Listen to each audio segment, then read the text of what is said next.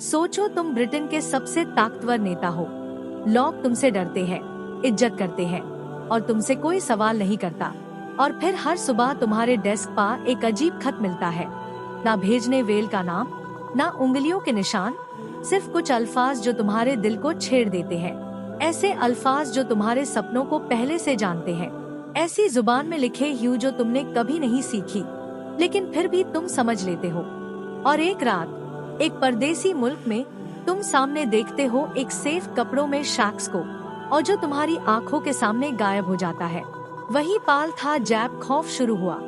वही पाल था जैब तुम्हारी पूरी जिंदगी, और तुम्हारा ईमान टूट गया। ये है एक असली कहानी, एक ऐसे आदमी की जो समझता था उसके पास सब कुछ है, जब तक अल्लाह ने यूज पुकारा। बारिश तेजी से बरस रही थी। मोटरकेट की काली शीशे वाली खिड़कियों पार जैसे हजारों छोटे हाथ जोर से बरस रहे हो। एडिनबर्ग का शहर अंधेरे तूफानी रात के हवाले हो चुका था। बिजली ने आसमां को चीर दिया। एक पाल के लिए पिछले सीट पार बैठे आदमी का चेहरा रोशन हुआ, ठंडा, ताक हुआ और गहरी उदासी से भरा। वो था मिनिस्टर चार्ल्स रेडग्रेव, ब्रिटेन का एक ताकतवर और बहुत हाई विवादित नेता। महाजर से बना, चालाकी से सीखा हुआ और सियासत की कीमत से चोट खा चुका। जिंदगी भर वो फख्र से खुद को एथिस्ट कहता, पार्लियामेंट में और पब्लिक स्टेज पर मजहब का मजाक उड़ाता। उसके लिए लॉजिक सब कुछ था और ईमान सिर्फ कमजोर लोगों का सहारा।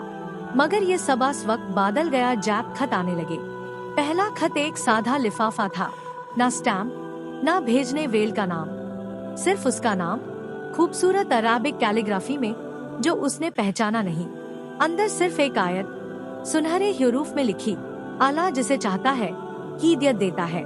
पहले तो उसने हंसकर आग में जला दिया, मगर अगले दिन दूसरा खत आया।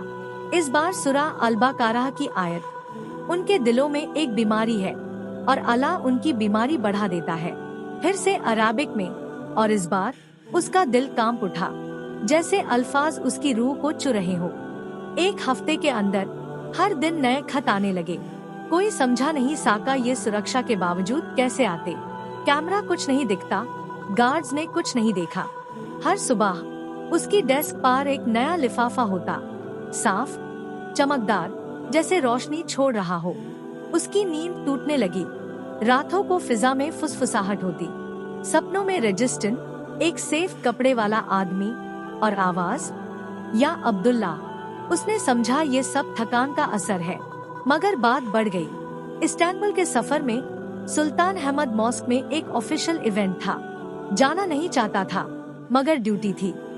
जैसी हाय उसने जूते उतरे और ठंडी मार्बल की फर्श पर कदम रखा, उसका सीना भर आया, जैसे सदियों की दुआएं, आंसू और उम्मीदें उसके दिल में उतर रही हो। फिर उसने देखा एक लंबा रोशन आदमी सेफ थॉब में मेहरब के पास। उसने हाथ उठाया, जैसे कह रहा हो, तुम मुझे जानते हो। और फिर वो गायब। आज रात नींद नहीं आई। कमरे के कोने में परछाइयां हिली। 3:33 बजे रात। उसका गाला घुटने लगा। कौन साथ नहीं था, मगर आवाज गूंज उठी, तो अपने रब की कौन सी नेमत झुटलाओगे। लंदन लौटकर लॉगॉन से कैट गया। बचपन याद आया, जुल्म करने वाला बाप, रोटी हुई माँ, चुपके से की गई दुआएं। खत आते रहे। फिर एक रात बिजली चली गई। शीशा के आईने में उसका चेहरा अपना नहीं था। काले, खाली आंख, मुंह खुला हुआ, एक खामोश चीख। होश आया तो जमीन पार था, ताजीन से भीगा। साथ एक पर्चा पड़ा था, ला इलाहा इल्लल्लाह मुहम्मदुर रसूलुल्लाह। जवाब चाहिए था, सुकून चाहिए था। 3 हफ्ते गायब रहा। सहारा के पास एक गांव गया, एक पुराने दोस्त के पास जो पहले स्पाई था, अब मुस्लिम सुकून भरी जिंदगी जीता। वहाँ पहली बार रोजा रखा, कुरान पढ़ा, अंबिया की कहानियाँ सुनी और तौहीद समझा। फिर एक रात अकेला रजिस्टन में चला गया। ठंड लगने लगी, रेड कांच सी लाग रही थी। नाम फुसफुसाया गया। एक कला साया सामने आया। ये सच तुम्हारा नहीं है चार्ल्स, वो गरजा। उसने हिचकिचा कर कहा, अल्लाहू अकबर। साया पीछे हटा।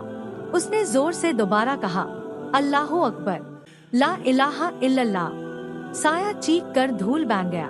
अगली सुबह फजर में उसने शाहदाह दी, लंदन लौटकर सियासत छोड़ दी, अपनी जागीर बेच दी, एक छोटे गांव में मस्जिद के पास रहने लगा। नाम रखा करीम। अब अपनी जिंदगी दावा में गुजरता है और कभी कभी रात को एक नया खत आता है, मगर अब वो मुस्कुराता है क्योंकि अब वो जानता है हिदायत सिर्फ अल्लाह के हाथ में है और कोई भी चाहे कितना भी डो क्यों ना हो, अल्लाह की रहमत से डो नहीं। अगर ये कहानी तुम्हारे दिल को छू गई तो बस स्क्रॉल करके मैच चले जाओ, इसे अंत तक पहुंचाओ जो समझते हैं कि उनके लिए रहमत का दरवाजा बैन हो चुका है। डीन इन मिनट को सब्सक्राइब करो और सुनो और भी असली दिल को हिला डीन वाली कहानियाँ जो रूह को जिंदा कर डैन और ईमान को मजबूत बनाए, क्योंकि हिदायत किसी को भी मिल सकती है, तुम्हें भी।